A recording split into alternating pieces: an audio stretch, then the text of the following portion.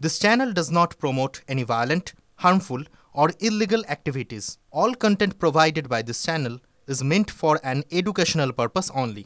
এবার একটু আবাসের খবরে আসা যাক। পাকা বাড়িতে বাস আর তারপরেও পঞ্চায়েত প্রধানের স্বামী ও ভাসুরের নাম আবাসের তালিকায়। শুধু তাই নয়, উপপ্রধানের পাকা বাড়ি থাকলেও তার বাবা এবং তার ভাইয়ের নামও লিস্টে রয়েছে। সরকারি প্রকল্পে দুর্নীতির অভিযোগ তারকেশ্বরের নাইটামাল পাহাড়পুর গ্রাম পঞ্চায়েতে। পরিবারের লোকজন, আত্মীয়রা ছাড়াও প্রধান ও উপপ্রধান ঘনিষ্ঠ ১৯ জন তৃণমূল নেতা নেত্রীর নাম আবাসের তালিকায় উঠেছে। অভিযোগ, প্রত্যেকেরই পাকা বাড়ি রয়েছে, তারপরেও সুবিধা পেয়েছেন।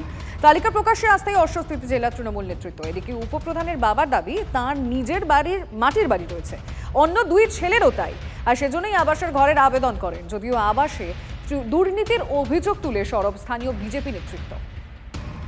আমি কিছু বলতে পারবো না, যা করেছে ভিডিও থেকে আমি সার্ভে করেছি, ভিডিওর লোকই জানো। আমি করতে পারবো না। স্বামীর নামে ঘর রয়েছে, আপনার বাড়ি কি কাঁচা মাটির বাড়ি ছিল আগে, এখন সেটা আমি জানি না। ভিডিও থেকে মানে আপনাদের তো বাদ যায়নি, তাই তো? আমি জানি না। তৃণমূল নেতা হোক, গরিব মানুষ, তার যোগ্য সে পাওয়ার পাক, কিন্তু তার পাকা বাড়ি, তার জমি জায়গা ভালো রয়েছে, তাদের অবস্থা ভালো, তাদের অর্থনৈতিক পরিকাঠামো ভালো, তাদের কেন এইরকম ভাবে হবে? এটা তো সাধারণ মানুষের কাম্য নয়। পঞ্চায়েতের প্রধান এবং উপপ্রধানের একাধিক আত্মীয়ের নাম আছে সেই আবাসের তালিকায়। স্থানীয় এবং বিরোধীদের যেটা অভিযোগ, যে তাদের পাকা বাড়ি থাকা সত্ত্বেও তাদের নাম উঠেছে আবাস তালিকায়, অথচ ওই পঞ্চায়েত এলাকায় যাদের মাটির বাড়ি আছে তাদের নাম কাটা গেছে আবাসের তালিকা থেকে। স্বভাবতই এই নিয়ে ব্যাপক শোরগোল পড়েছে তারকেশ্বর এলাকায়। যদিও স্থানীয় বিধায়ক অর্থাৎ তারকেশ্বর বিধায়ক রামবন্ধু সিংহ রায় বিষয়টা ছাপাই দিয়েছেন যে আরও একবার ভেরিফিকেশন করা হবে, অর্থাৎ বাড়ি বাড়ি আরও একবার ভেরিফিকেশন করা হবে। সেখানে যে যদি দেখা যায় যে যারা প্রাপ্য তাদের এই নাম কাটা গেছে, তাদের নাম আবার তোলা হবে, এবং যাদের প্রাপ্য নয় অর্থাৎ যাদের পাকা বাড়ি তাদের নাম কিন্তু বাতিল করা হতে পারে বলেই জানিয়েছেন স্থানীয় বিধায়ক রামবন্ধু সিংহ রায়। যদিও বিরোধীরা কটাক্ষ করেছেন এই বিষয়টা নিয়ে, কারণ তাদের যেটা দাবি যে তৃণমূল করলেই নাকি আবাসের তালিকায় নাম উঠবে, তারা প্রকৃত পাপক হোক বা না হোক। এখন দেখার প্রশাসন এই তালিকা নিয়ে কি ব্যবস্থা গ্রহণ করে। হুগলি তারকেশ্বর থেকে সনদ মাঝি, TV9 বাংলা। চাহিদার শেষ নেই, পাকা দোতলা বাড়ি, তবুও আবাস তালিকায় নাম তৃণমূল পরিচালিত পঞ্চায়েত সমিতির কর্মাধ্যক্ষের। তালিকার সামনে আসতেই নাম প্রত্যাহারের আবেদন বাঁকুড়ার ছাতনা পঞ্চায়েত সমিতির বিদ্যুৎ কর্মাধ্যক্ষ সুকুমার চট্টোপাধ্যায়ের। ঘটনা তৃণমূল নেতৃত্বের প্রশংসা করলেও বিষয়টি নিয়ে খোঁচা দিতে ছাড়েনি বিজেপি। জনরোষের ভয় পাল্টা কটাক্ষ বিজেপি। বর্তমানে যা আয় হয় একাধটুকু একটি বাড়ি ছোট করেছি আর কি, তো যা দেখছি যে আমার এখন নিত্য বাড়ির প্রয়োজন নাই, আমার থাকার বসবাস করার জায়গা বর্তমানে আছে। এমন অনেক ব্যক্তি আছে, তাদের এই আবাসের যোজনার বাড়িটি যদি পায় তারা হয়তো একটুকু মানে আনন্দের সাথে দিদি মানে ইয়া করবে আর কি। বিজেপি যে বারে বারে অনেক রকম অপপ্রচার করে, এই যে তৃণমূলের আবাস যোজনা ঘরগুলা তারা কক্ষিগত করছে, কিন্তু এটা সর্ববার মিথ্যা। তার একটা জ্বলন্ত উদাহরণ এই সুকুমার চ্যাটার্জি। যখন জনরোষ তৈরি হয়েছে, এলাকায় এলাকায় মানুষজন, সার্ভে টিমের লোকদের পর্যন্ত, সরকারি লোকদের, বিডিও অফিসের লোকদের, তাদের উপরে জনবিক্ষোভ তৈরি হচ্ছে, তখন ভয় পেয়েছে তৃণমূল কংগ্রেসের এই ধরনের নেতারা। রাস্তা অবরোধের পর এবার বিজেপি পরিচালিত পঞ্চায়েত অফিসে তালা ঝুলিয়ে বিক্ষোভ। প্রধান উপপ্রধানকে আজকে অফিসে তালা ঝুলিয়ে বিক্ষোভ দেখালেন গ্রামবাসীরা। বাগমুন্ডি থানার সিন্দুরি পঞ্চায়েতের ঘটনা এটি। সম্প্রতি যে আবাস তালিকা বের হয়েছে সেই তালিকায় নাম না থাকায় ক্ষোভ। নাম না থাকায় পঞ্চায়েত অফিসে তালা লাগিয়ে বিক্ষোভ গ্রামবাসীদের। টাকা না থাকায় ঘরে মিলছে না দাবি করছেন গ্রামবাসীরা। আমাদের কোনো দাম নাই, আমাদের কিছু দাম নাই, গরিব লোক বলি কোনো নাই, যে ছাদের উপর ছাদ দিচ্ছে তাকে ছাদ দিচ্ছে, আর আমাদের গরিব লোকের কিছু নাই। আমরা কাগজপত্র নিয়ে আসিছি, ও আসুক, আসিয়ে বলুক যে হ্যাঁ আমি এটা সই করছি, জমা করবো, আমরা ইয়া খুলব তালা, তাছাড়া তালা এখানে যারা মানে ঘর লিস্টে নাম ছিল আর যার ঘর নাই সে তারা পায় নাই, আর যার বাড়ি আছে দুতলা সেগুলো পাইছে, সেই জন্য তারা অভিযোগ জানাচ্ছে।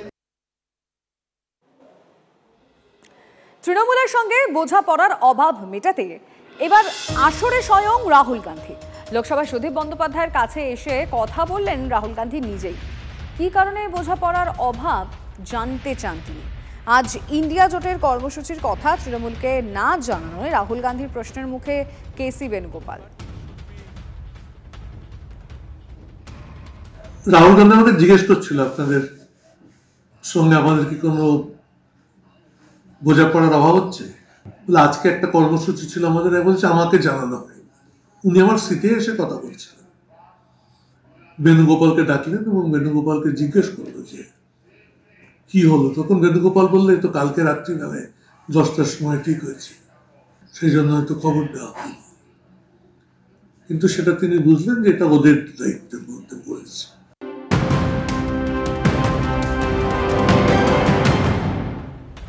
আর এই মুহূর্তে আরও একটা খবর, জানুয়ারির প্রথম সপ্তাহে রাজ্যে আসছেন আরএসএস প্রধান মোহন ভাগবত। বাংলাদেশ নিয়ে উত্তাল পরিস্থিতির মধ্যে তার এই আশা কতটা তাৎপর্যপূর্ণ ডিটেলে জানাবেন আমাদের রিপোর্টার সিজার মন্ডল রয়েছেন টেলিফোন লাইনে। সিজার, দেখো এখন পর্যন্ত যেটা জানা যাচ্ছে সম্ভাব্য তিনি জানুয়ারি প্রথম সপ্তাহে আসছেন এবং 3 দিনের সফরে আসছেন। একদিকে যেমন সংগঠনের বিভিন্ন পর্যায়ের কার্যকর্তা এবং প্রচারকদের সঙ্গে তিনি বৈঠক করবেন, সেই সঙ্গে সঙ্গে বাংলাদেশের যে এই পরিস্থিতিকে কিভাবে সংগঠন বিস্তৃতির ক্ষেত্রে এবং সংগঠনকে শক্তিশালী করার ক্ষেত্রে কাজে লাগানো যায় সেটাই কিন্তু তার মূল ফোকাস। প্রাথমিকভাবে যেটা জানা যাচ্ছে বাংলাদেশের সনাতনী মানুষ এবং সংখ্যালঘু মানুষ যেভাবে বাংলাদেশের মাটি কামড়ে পড়ে সেখানে লড়াই করছেন, সেই উদাহরণ টেনে এই রাজ্যের যে সীমান্তবর্তী এলাকা সেই সমস্ত জায়গায় সংগঠনের প্রচারের ক্ষেত্রে সেটাকে হাতিয়ার করে এগোনোর পরামর্শ দেবেন তিনি। এবং সেই জায়গা থেকে তারা মনে করছেন যে এই মুহূর্তে এই রাজ্যে ধর্মীয় মেরুকরণের জায়গাটা বাংলাদেশের পরিপ্রেক্ষিতে অনেক বেশি জোরালো হওয়ার সম্ভাবনা রয়েছে এবং 2026-এর নির্বাচনের আগে সংগঠনের এই প্রচার সেটাকে আরেকটা মাত্রা দিতে পারে এমনটাই মনে করা হচ্ছে এবং সেই কারণেই মোহন ভাগবতের কলকাতা সফর এমনটাই প্রাথমিকভাবে জানা যাচ্ছে। বেশ, বোঝা গেল, ধন্যবাদ সিজার। চীনের সঙ্গে সীমান্ত সমঝোতায় বড় পদক্ষেপ, ডেমচক ও ডেপসাংয়ে সেনা প্রত্যাহার সম্পূর্ণ। পূর্ব লাদাখে স্থিতাবস্থা ফেরাতেই পদক্ষেপ করল কেন্দ্র। চীনের সঙ্গে দফায় দফায় আলোচনার পর সেনা প্রত্যাহারের সমঝোতা, চীনকে সমঝোতায় রাজি করানো বড় কূটনৈতিক সাফল্য। দুই দেশের বিদেশমন্ত্রীর মধ্যে একাধিক বৈঠক, বহুবার ফোনে কথা। বিদেশ সচিব ও সেনা স্তরে গালওয়ান সংঘর্ষের পর এলএসিতে নজিরবিহীন পরিস্থিতি। এলএসিতে উত্তেজনা প্রশাসনের প্রয়োজন ছিল। চীনের আগ্রাসী নীতিতে বারবার সীমান্তে সমস্যা। 1962 সালে আকসাই চীন অবৈধভাবে দখল করে চীন। আকসাই চীন নিয়ে কোনো পদক্ষেপ করেনি তৎকালীন সরকার, আর চীন নিয়ে ভুল নীতির খেসারত দিতে হয়েছে। এনডিএ সরকার সীমান্তে শান্তি চায়, তবে দেশের স্বার্থ নিয়ে কোনো সমঝোতা নয়। ভারতের 1 ইঞ্চি জমিও কেউ দখল করতে পারবে না। চীনের সঙ্গে আরও আলোচনার পথে হাঁটতে তৈরি Bharat.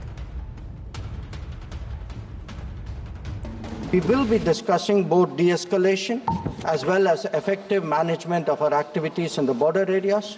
The conclusion of the disengagement phase now allows us to consider other aspects of our bilateral engagement in a calibrated manner, keeping our national security interests first and foremost. Exide মোড়ে বাসযাত্রী ও কন্ডাক্টরের ঝামেলা, বচসা করায় হাতাহাতিতে ভাড়া না দিয়ে নেমে যাওয়ার অভিযোগ। ঠিক কি ঘটেছে সুশোভন আমাদের রিপোর্টারের কাছ থেকে জানবো। সুশোভন, এক্সাইড মোড়ে মূলত একেবারে যেখানে বাসটা দাঁড়ানোর কথা ছিল সেখানে বাসটা প্রথমে যে জায়গায় দাঁড়ানোর কথা ছিল যে অভিযোগ সেখানে দাঁড়ায়নি, একটু এগিয়ে দাঁড়িয়েছে এবং তার পাশাপাশি ভাড়া না দিয়ে নেমে যাওয়ার একটা অভিযোগ। এবং এই জায়গাতেই কিন্তু কন্ট্রাক্টর এবং মহিলা যাত্রী যিনি ছিলেন দুজনের মধ্যে বচসা হয়। পরবর্তীকালে এটাও অভিযোগ যে একেবারে যে কন্ট্রাক্টর প্রথমে মহিলা যাত্রীকে সঙ্গে বচসা হয় এবং তারপর নিজেদের মধ্যে হাতাহাতি পর্যন্ত হয়। মহিলা জাতীয় কন্ট্রাক্টরকে একেবারে তার মাথায় আঘাত করে। সব মিলে কিন্তু সেখানে পুলিশ আসে এবং পুলিশ এসে পুরো বিষয়টা জানার চেষ্টা করে, যদি এখনো পর্যন্ত কোনো অভিযোগ দায়ের হয়নি, যদিও পুরো বিষয়টা পুলিশ দেখছে। ধন্যবাদ সুশোভন। টোটো চালকদের বিরুদ্ধে মারধরের অভিযোগ, ধর্মঘটে সামিল বর্ধমান শহরের টাউন সার্ভিস বাস। গতকাল এক বাস চালক ও খালাসিকে মারধর করে টোটো চালকরা। প্রশাসনকে জানিয়ে সুরাহা মেলেনি অভিযোগ। প্রতিবাদে বাস বন্ধ রাখার সিদ্ধান্ত। বাস ধর্মঘটের জেরে চরম সমস্যায় বাস যাত্রীরা।